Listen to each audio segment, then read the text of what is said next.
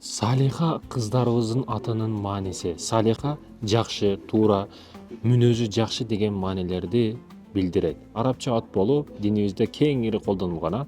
Улуу инсандарда, уламаларда, алымдарыбызда көп кездешкен аттар салих, кыздарыбызда салиха экен. Жакшы, адептүү, иманы чың деген.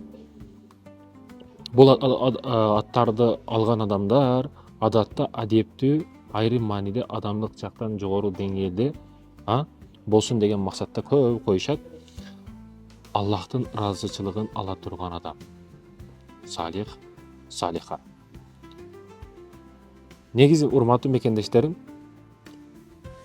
кыскача айта турган болсок, салиха атын ээлеген адам адептүү, жакшы жүрүм туруму менен ажыралып, эл арасынан калың ыймандуу жана изги инсан катары белгиленет.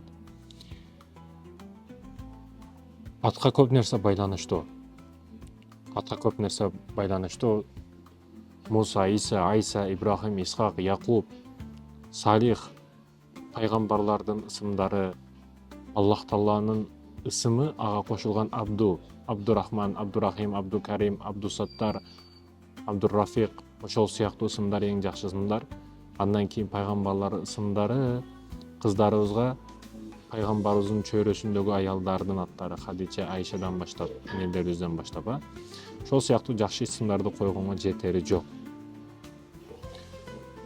Бул деген атыңды өзгөрт деген эмес. Кыргыздарыбызда Аруке, Айжамал ысымдары, мисал үчүн, мааниси түз болсо, жакшы боло турган болсо өзгөртүш шарт эмес.